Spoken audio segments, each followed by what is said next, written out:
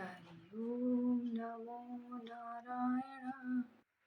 लिखवाओं से निज दया से सुंदर भाव बताकर कार्तिक मास 24वां अध्याय सुनो सुधाकर। राजा प्रति बोले, हे मुनिश्रेष्ठ, आपने तुलसी के इतिहास व्रत महात्म्य के विषय में कहा, अब आप कृपा करके मुझे बताइए, कार्तिक मास में क्या और भी देवताओं का पूजन होता है, यह भी विस्तार से मुझे बताइए। नारद जी बोले, पूर्व काल की बात है साहब, पर्वत के पर कर में धर्मदत्त नामक विख्यात कोई धर्मज्ञ ब्राह्मण रहते थे। एक दिन कार्तिक मास भगवान विष्णु के समीप जागरण करने के लिए भगवान के मंदिर की ओर चले।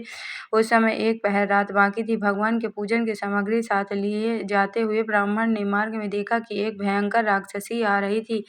उसका शरीर नंगा तथा मांस रहित था। उसके बड़े बड़े दांत, लपलपाती जीभ और लाल नेत्र देखकर ब्राह्मण भय से थर्रा उठे। उनका सारा शरीर कांपने लगा। उन्होंने साहस करके पूजा की सामग्री तथा जल से ही उस राक्षसी पर प्रहार किया। उन्होंने हरि नाम का स्मरण करके तुलसी में से जल को उसके ऊपर फेंका। जन्म के कर्मों के परिणाम स्वरूप प्राप्त हुई दुर्दशा का उसे स्मरण हो गया। उसने ब्राह्मण को दंडवत प्रणाम कर इस प्रकार कहा, ब्राह्मण, मैं पूर्व जन्म के कर्मों के फल से इस दशा को पहुंची हूँ। अब आप मुझे किस प्रकार उत्तम गति प्राप्त होगी बताएं। धर्मदत्त ने उसे इस प्रकार प्रणाम करते देखकर आश्चर्यचकित होते हुए पूछा, किस कर्म के फल से तुम इस दशा को पहुंची हो? कहाँ की रहने वाली हो? तुम्हारा नाम क्या है और आचार व्यवहार कैसा? ये सारी बातें मुझे बताओ। उस राक्षसी का नाम कलहा था। कलहा बोली, ब्राह्मण, मेरे पूर्व जन्म की बात है। सौराष्ट्र नगर में बिच्छू नामक एक ब्राह्मण रहते थे। मैं उनकी पत्नी थी। मेरा नाम कलहा था और मैं बड़े क्रूर स्वभाव की स्त्री थी। मैंने वचन से भी कभी अपने पति का भला नहीं किया, उन्हें कभी मीठा भोजन नहीं परोसा, सदा अपने स्वामी को धोखा देती रही। मुझे कलह विशेष प्रिय था, इसलिए मेरे पति का मन मुझसे सदा उद्विग्न रहता था।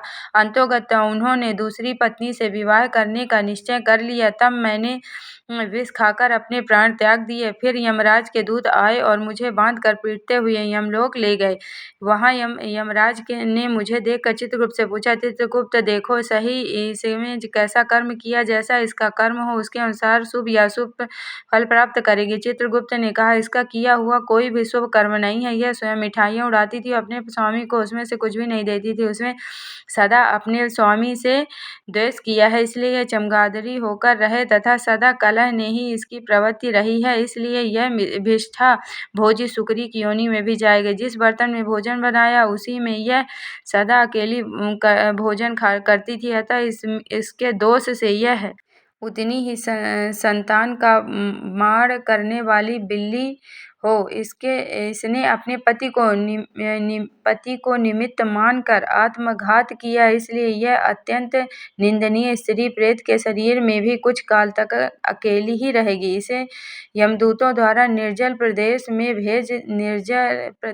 भेज देना चाहिए। वहां दीर्घ काल तक यह प्रेत के शरीर में निवास करे। उसके बाद यह पापनी शेष 3 योनियों का भी उपभोग करेगी। कलहा ने कहा, विप्रवर, मैं वही पापनी कलहा हूँ। प्रेत शरीर में आए मुझे 500 वर्ष बीत चुके हैं।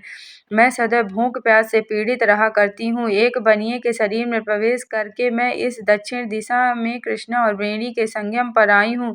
जो ही संगम तट पर पहुंची त्यों ही भगवान शिव और विष्णु के पार्षदों ने मुझे बलपूर्वक बनिए के शरीर से दूर भगा दिया। तब से मैं भूख का कष्ट सहन करती हुई इधर उधर घूम रही थी। इतने में ही आपके ऊपर दृष्टि पड़ी। आपके हाथ में तुलसी में स्थित जल का संसर्ग पाकर मेरे सब पाप नष्ट हो गए। द्विज श्रेष्ठ, अब आप ही कोई उपाय बताएं मेरे शरीर से और भविष्य में होने वाली भयंकर 3 योनियां से कैसे मुक्त हों। कलहा का यह वचन सुन धर्मदत्त उसके पिछले कर्मों और वर्तमान अवस्था को देखकर बहुत दुखी हुए।